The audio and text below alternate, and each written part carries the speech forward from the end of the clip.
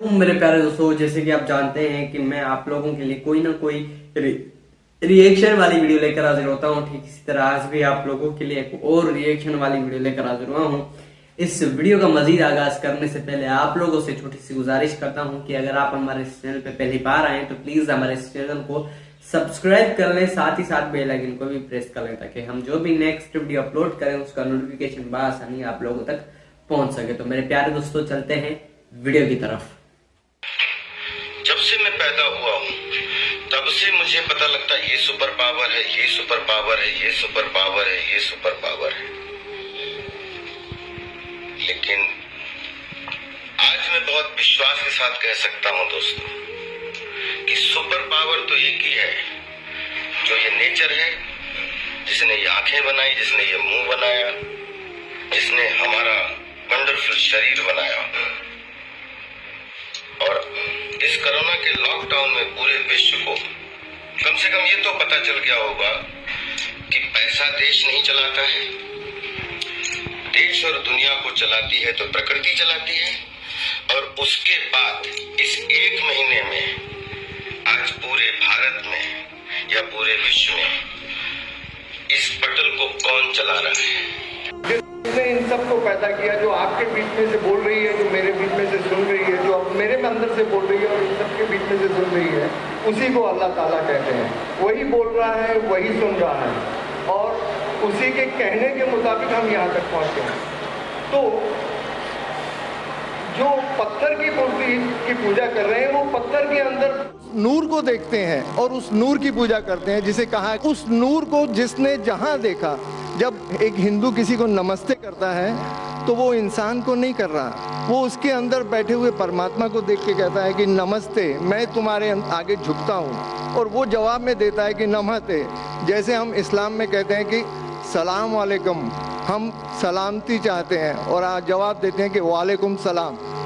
तो मेरा इतना ही कहना था कि वो नूर जब हम सब में देखना चालू कर देंगे तो उसके बाद किसी भाईचारे की ज़रूरत नहीं रह जाएगी।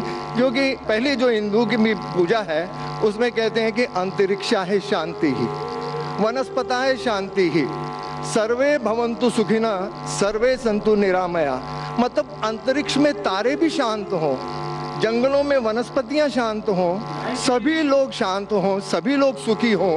ये प्रार्थना, ये एक हिंदू धर्म की बुनियाद है। और हर धर्म की, इस्लाम की, हिंदू धर्म की, सिखिज्म की, सभी ने हर एक की भलाई और हर एक की शांति, हर एक के भाईचारे की बात की है। अगर इसमें कुछ आपको गैर वाजिब लगे तो मुझे नहीं भाई साहब अवतार सिंह, आपने बहुत अहम सवाल किया और एक बेहतरीन सवाल किया। और इस सवाल के ज़रिए कुछ लोगों के दिमाग में जो गलत फहमी वो भी इंशाल्लाह दूर हो जाएंगी और आपके साथ जो गलत फहमी वो भी इंशाल्लाह दूर हो जाएंगी। आपने बिल्कुल सही फरमाया कि हिंदू धर्म ने हिंदू ये समझते हैं कि जब पत्थर को पूछते हैं तो एनर्जी, आपने साइंस के बारे में कहा एनर्जी है, आपके इसमें एनर्जी, मेरे इसमें, मैं एनर्जी के बारे में बिल्कुल मुझे कोई इख्तिलाफ नहीं है, एनर्जी है। लेकिन ये कहना कि ये एनर्जी अल्लाह है, ये एनर्जी खुदा है, ना कुरान में लिखा है ना वेद में लिखा है। पॉइंट नंबर 1, ये आपकी गलत फहमी है कि ये एनर्जी खुदा है। कुरान में लिखा है कि उसके जैसा कोई नहीं है, there is nothing like it, वलम यकुल लहू कुफुवन अहद, उसके जैसा कोई नहीं है। यही चीज बाइबल में लिखा है, there nothing like unto it in the heaven above, in the earth beneath, in the water beneath the अर्थ।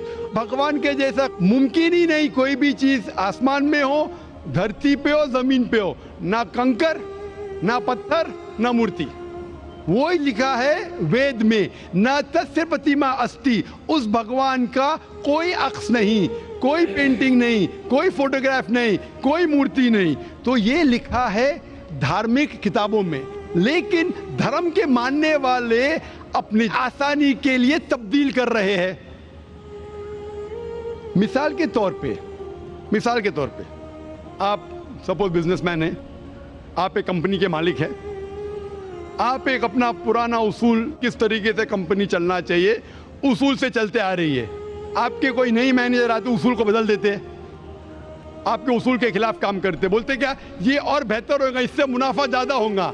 आपके उसूल है कुछ, आपके उसूल होंगे कि मैं ईमानदारी से काम करूं, आपके मैनेजर के उसूल होंगे ईमानदारी को छोड़ो पैसे ज्यादा कमाने के।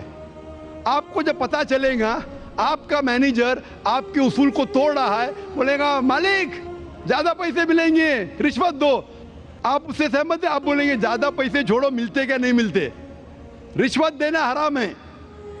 तो इस तरीके से अल्लाह ताला ने बुनियादी बातें कह चुकी है किस तरीके से उस ईश्वर की इबादत करना। अभी इंसान अपनी गलतफहमियों में अल्लाह ताला खुदा ईश्वर की बात छोड़ के खुद के तरीके से इबादत करने लगते हैं। और हम क्या कर रहे हैं, उस अजीम खुदा को गाली देते हैं। हम कहते हैं कि खुदा ने बेटा जना, अस्तगफुरुल्लाह। हम खुदा को उस मूर्ति में ले आते हैं। जब लिखा हुआ है श्वेताश्वेतर उपनिषद में, यजुर्वेद में, नातस्य प्रतिमा अस्ति, उस ईश्वर की प्रतिमा नहीं है, हम मूर्ति बनाते हैं। मिसाल के तौर पे अगर मैं किसी को मदद करता हूं और अगर वो शख्स मुझे जानता नहीं जाकिर कैसा दिखता है, मिसाल के तौर पे श्रीलंका में मैं एक स्टूडेंट को मदद करता हूं, रोज 10,000 रुपये भेजता हूं, उसको पता नहीं जाकिर के साथ क्या करता है, वो कॉकरोच बनाता है, कॉकरोच, और रोज सुबह को बोलता है जाकिर शुक्रिया। जब मुझे पता चलेगा उसने मुझे कॉकरोच बनाया, क्या मुझे खुशी होगी?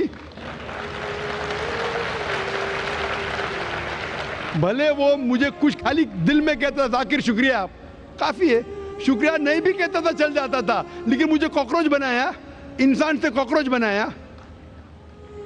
मुझे फर्क पड़े ना पड़े, वो तो बेवकूफ बन रहे ना, कैसा बेवकूफ इंसान है। मुझे भले फर्क ना पड़ा, मैं दयालु, जान देना मुझे कॉकरोच में क्या फर्क पड़ा, मैं बोलूंगा क्या बेवकूफ इंसान है, क्या बेवकूफ इंसान है कि कॉकरोच के सामने झुक रहा है।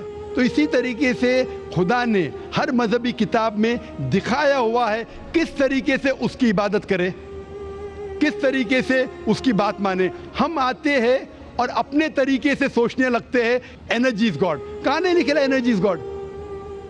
आपने बिल्कुल आपके सवाल का जवाब खुद आपने दिया। आपने एक मिसाल दी कि हिंदू लोग कहते हैं नमस्ते। नमस्ते का लफ्ज किधर से आता है? आपको शायद पता होगा, नमस्ते आता है इदम नममे से। इदम नममे मतलब मैं आपके सामने झुकता हूं, मैं आपकी इबादत करता हूं, बराबर। इदम नममे, आप कहना चाहते मैं आपके अंदर ईश्वर की इबादत करता हूं। मिसाल के तौर पे वो आदमी चोर है, वो गलत काम कर रहा है, बलात्कार कर रहा है, आप उसको ईश्वर बोलेंगे? आप ईश्वर को इतना घटिया समझ गए? वो बलात्कार करने वाले इंसान को बोलते आप ईश्वर है। इससे भाईचारगी बढ़ेगी नहीं घटेगी। वो बलात्कार करने वाले को, वो चोर को, वो डाकू को मैं ईश्वर मान रहा हूं, उसके सामने झुक रहा हूं। अल्लाह को क्यों गाली दे रहे, ईश्वर को क्यों गाली दे रहे, खुदा को क्यों गाली दे रहे? इस्लाम में, इस्लाम की भी आपने मिसाल दी, इस्लाम में हम कहते अस्सलामु अलैकुम, अल्लाह ताला से फरमाते इस इंसान पे सलामती दे। चाहे वो अच्छा इंसान है तो भी सलामती देने की बात अच्छी है, चाहे वो चोर या डाकू हो, मैं बोलूंगा अस्सलामु अलैकुम। मैं कह रहा हूं या अल्लाह, या रब, या खुदा, या ईश्वर, या भगवान, इस डाकू पे रहमत फरमा। कुछ बुरी बात है ना? मैं अल्लाह को गाली दे रहा हूं, उसके लिए दुआ दे रहा हूं कि तू गलत काम छोड़ और सही रास्ते पे आ। अगर मैं उसको खुदा मानूंगा तो खुश हो जाएगा, वो और चोरी करेगा, वो और बलात्कार करेगा। कोई भी धर्म में ही नहीं सिखाता। ये धर्म के मानने वाले अपनी खुद की इजाज़त करते हैं, इसे कहते हैं इनोवेशन, बिदात। जिस तरीके से खुदा ने सिखाया है कि उसकी इबादत करे, उसी तरीके से हमें करना चाहिए। तब्दीली लाएंगे, हम समझ रहे हैं कि भाईचारा बढ़ेगा, भाईचारा नहीं बढ़ेगा, भाईचारा घटेगा। लेकिन अगर मैं आपसे कहूंगा अवतार सिंह अस्सलाम वालेकुम, मैं अल्लाह से दुआ करता हूं कि आप पे सलामती हो, आप पे अमन हो, आप मुझे बोलो, इससे भाईचारा ज्यादा बढ़ेगा या कहने से भाई मैं आपको ईश्वर मानता हूं और फिर आपकी बात नहीं मानूं मैं?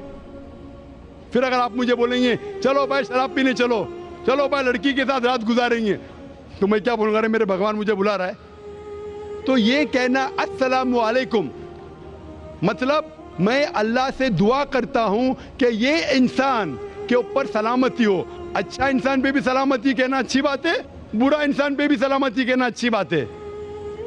तो इस तरीके से इस्लाम में जो ग्रीटिंग है उससे किसी को नुकसान नहीं होता है, ना it is hypocrisy, it is the best way of भाईचारा। और कुरान में कहा गया है सूरह निसा में सूरह नंबर 4 आयत नंबर 86 में 86, वह इज़ा हुई तुम, मतलब अगर कोई आपको सलाम देता है तो आप उससे अच्छा सलाम दो।